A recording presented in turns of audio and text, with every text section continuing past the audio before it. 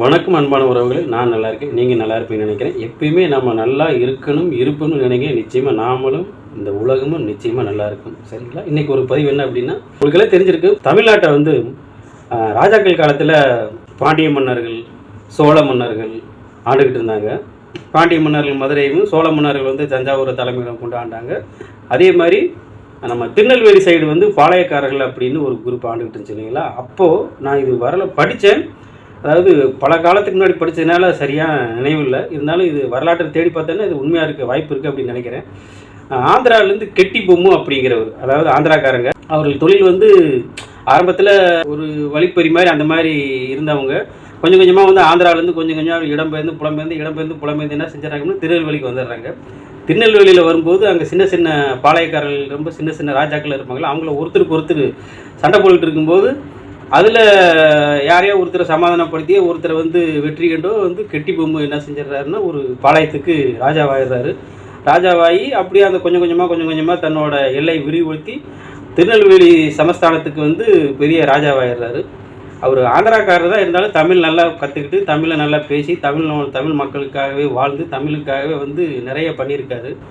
அந்த சமயத்தில் தான் வந்து நமக்கு தெரிஞ்சிருக்கு வெள்ளையர்கள் வந்து உள்ளே வர்றாங்க. வெள்ளையர்கள் உள்ள வரும்போது வெள்ளையரோட கடுமையாக போரிட்டவர் வீரபாண்டிய கட்டபொம்மன் அவர்கள். அவர் கெட்டி பொம்மு அப்படிங்கிறவர் பின்னாடி வந்து வீரபாண்டிய கட்டபொம்மன் அப்படின்னு மாறிட்டார்னு வச்சுக்கலாங்களேன். சரிங்களா?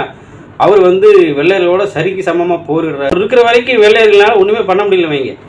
ஆனால் அதாவது எங்கேயோ இருந்து வந்து நம்ம நாட்டு மண்ணை காப்பாற்றணும் அப்படின்னு தான் உயிரை கூட துச்சமாக மதித்து தான் குடும்பமெல்லாம் வந்து அந்த விடுதலை போராட்டத்தில் வந்து உயிரை விட்டவர் வீரபாண்டிய கட்டபொம்மன்.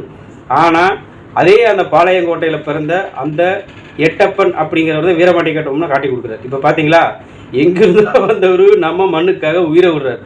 ஆனால் இங்கேயே நம்ம கூடயே இருந்த அந்த எட்டப்பன் என்ன செய்கிறார், வீரபாண்டிய கட்டபொம்மனை காட்டி கொடுத்துறாரு. இப்போ பாருங்கள், அதாவது இனப்பற்று, அந்த மொழிப்பற்று, மண்பற்றுங்கிறது வந்து எல்லாத்துக்கும் இருக்குன்னு காட்டி கொடுக்குற புத்தி இருக்கு இல்லைங்களா?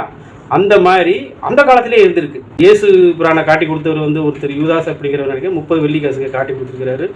அந்த மாதிரி நிறைய அதுக்கு பின்னாடி இயேசுக்கு பின்னாடி இருந்து நிறைய வரலாற்றில் பெரிய பெரிய தலைவர்கள்லாம் வந்து காட்டி கொடுக்கப்பட்டது துரோகத்தால் தான் விழுந்திருக்கிறாங்க. அந்த வகையில் வீரபாண்டிய கட்டபொம்மனும் விழுந்திருக்கிறார் அப்படிங்கிறத மனசுக்கு வந்து நெருடலான ஒரு பதிவு.